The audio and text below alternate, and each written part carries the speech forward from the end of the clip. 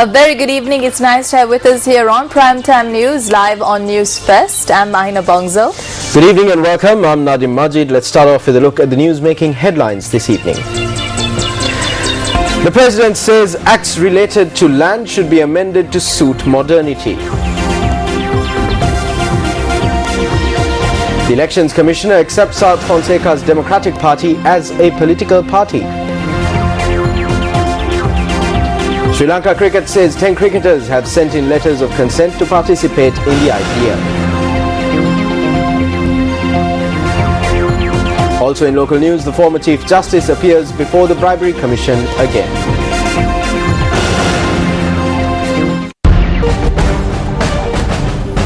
President Mahinda Rajapaksa stresses the need to amend archaic acts that obstruct the forward march of the people.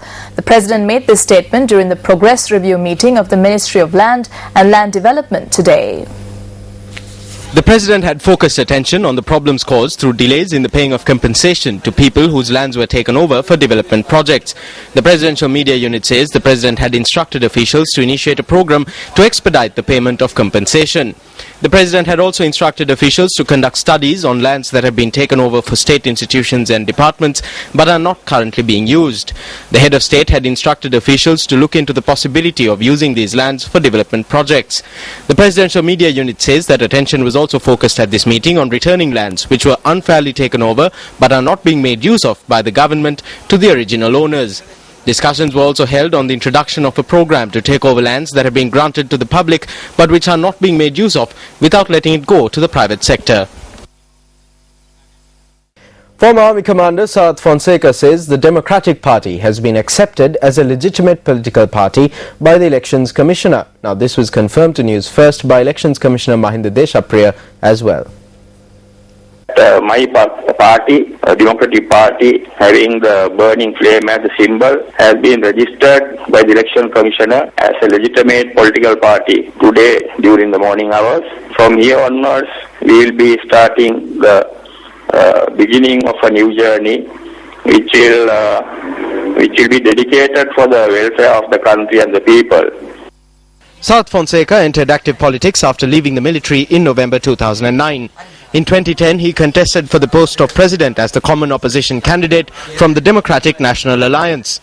Fonseca went on to receive 40.15% of the total votes cast. He subsequently contested the 2010 general elections and was elected to Parliament from the Colombo district. However, he lost his parliamentary seat on the 8th of October that year as he was found guilty in connection with the white flag case. South Fonseca was released from prison on the 21st of May 2012 and has now returned to political activity. Former Chief Justice Dr. Srinani Bandaranayake appeared before the Commission to investigate allegations of bribery or corruption once again today.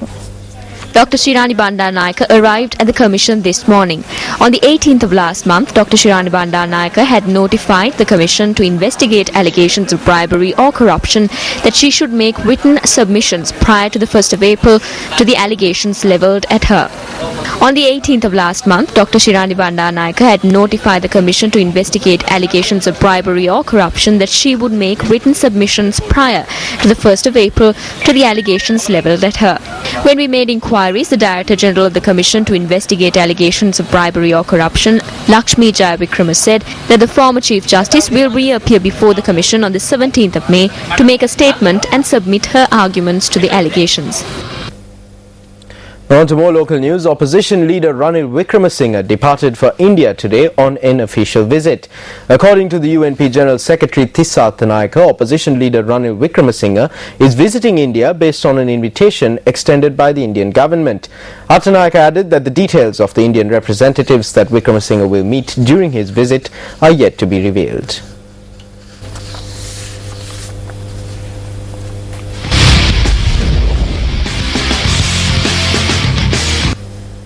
Now, the Indian Premier League and Sri Lanka's participation in the tournament is a topic of much discussion here at home and in India after Sri Lankan players were barred from playing in matches in Chennai. Speaking to News First this evening, Acting Chief Executive Officer of Sri Lanka Cricket, Ashley De Silva, said that 10 out of 13 players have already submitted their letters of consent to participate in the Indian Premier League. Well, we have issued the no objection certificate to all the players who are going to participate in the IPL who have been contracted.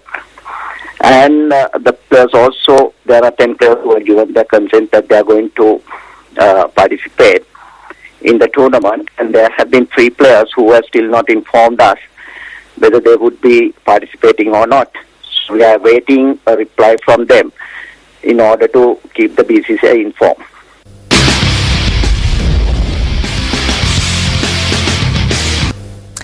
News First also spoke to the Minister of Sports, Mahindananda Alutgamage, regarding the IPL controversy.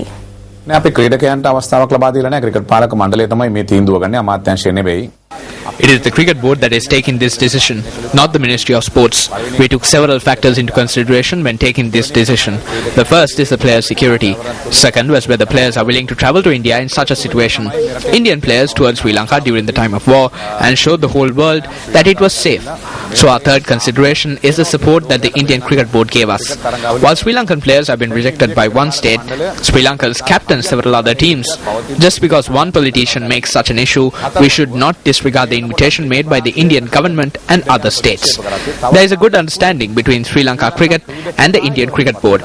There is no agreement. Sri Lanka Cricket relies on the income it generates. The government does not provide any money, so the Cricket Board has to speak with the relevant countries and arrive at decisions. Therefore, we need the support of the Indian Cricket Board.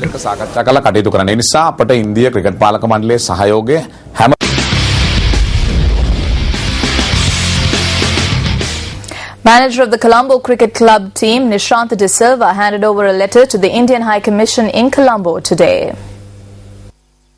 The letter pertaining to the Indian Premier League was accepted by an official of the Indian High Commission. He said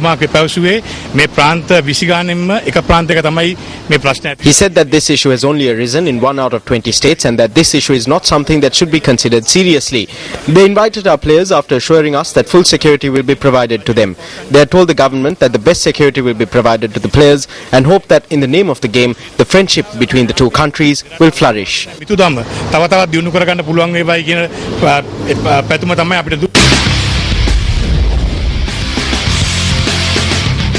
Meanwhile, the issue of the non-participation of Sri Lankan cricketers in the IPL matches in Chennai also came up for discussion on a program telecast on Indian TV channel NDTV. Former Sri Lankan Test cricket captain MP Arjuna Ranatunga, joining in the debate, said politicians in Tamil Nadu should not drag sports into political matters.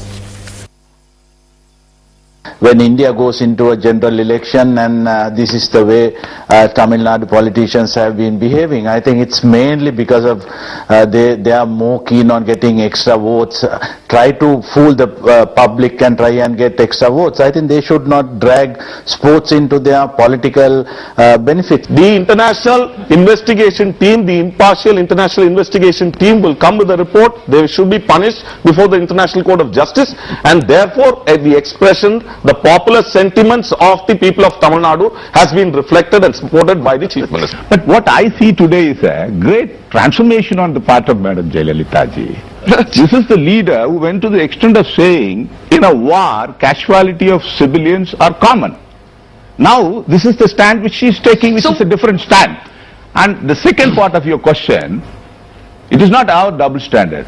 DMK party is not a shareholder in Sun TV companies. Let's be very, very clear. Yeah. He talks of the International Court of Justice. The International Court of Justice, he should know, does not consider human rights matters. It is considered by the International Criminal Court. And for your information, sir, India does not accept the jurisdiction of the International Criminal Court. So we cannot file a case there. Secondly, we should get the international community to do this. The only people who can impose sanctions on Sri Lanka are the UN Security Council. Please believe me, you won't get 2 votes out of 15 in the UN Security Council. If you carry this human rights business logically forward, then you can't play cricket with England. They killed about 30,000 Iraqis.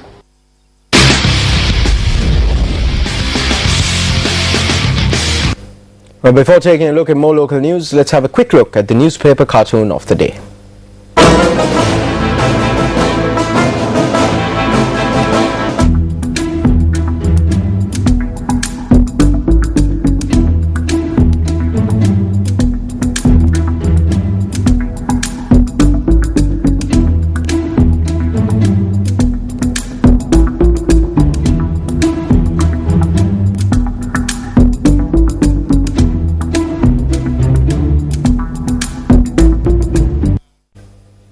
Welcome back. You're watching News First. It's time now for Action TV.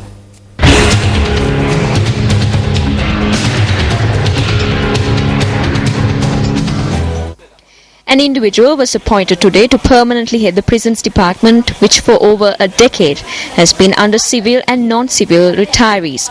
The appointment of this individual from the Sri Lanka Administrative Service to the position of Commissioner General of Prisons signals that officials attached to the prisons department, who are both qualified and experienced enough to hold the top position, will have to hope a while longer.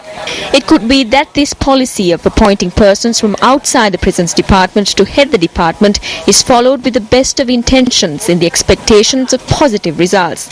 However, it is no secret as to how persons appointed from outside the department have negatively impacted administration at the department for more than a decade. An incident which occurred under the individual whose term ended yesterday is a black mark on the country's prison history, which will not soon be forgotten. By making plans to declare open the Pallekele prison 5 days prior to the conclusion of his tenure, this individual has made a mockery of the concept of a prison.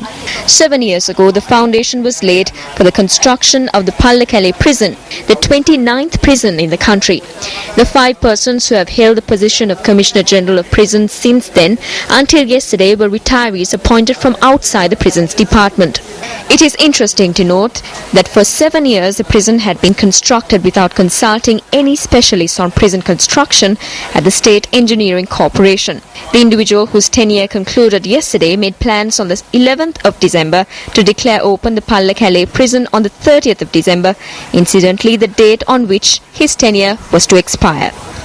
However, with Action TV exposing on the 22nd of December that the prison complex was in no condition to be declared open, the subject minister visited the complex the very next day and determined the truth of the matter.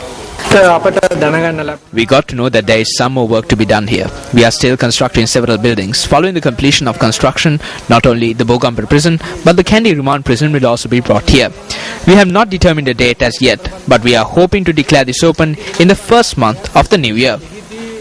However, 3 days after the prison complex was declared open at great cost on the 25th of March and not in January, the toilets at the complex began to overflow. Although at least 200 officials are required for the administration of the prison, as of today, there are only 84 officials who have been attached here. Although about 400 male and female inmates from Kandy have been transferred here, there is no vehicle at this complex to take them to courts located in various parts of the island.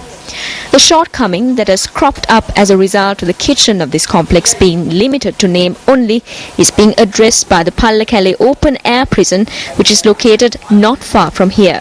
While prison officials have no place to change clothes, let alone official residences, officials engage in duty while taking breaks at a plot that has been allocated for a cell block.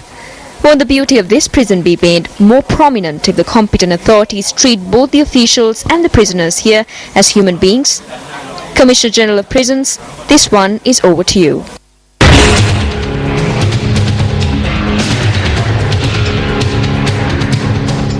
Now in other local news, UNP Western Provincial Councillor Mujibur Rahman says that the government has failed to enforce the law in cases including the recent incident in Papaliana. He expressed this view at a media briefing convened this morning. Sometimes you may be wondering as to why you voted for this government, since the government has failed today. It has been proven today that this government cannot protect the democratic rights of the Muslim people. Hakim is a Muslim leader in the present government. We saw a statement he made to the press. He says that he could not sleep a wink on Friday night. We are amazed because we had not been sleeping for the past 6 months. What he is doing now is equivalent to Nero playing the violin while Rome burned. Rome gini ganiddi Nero veena wadane kara wage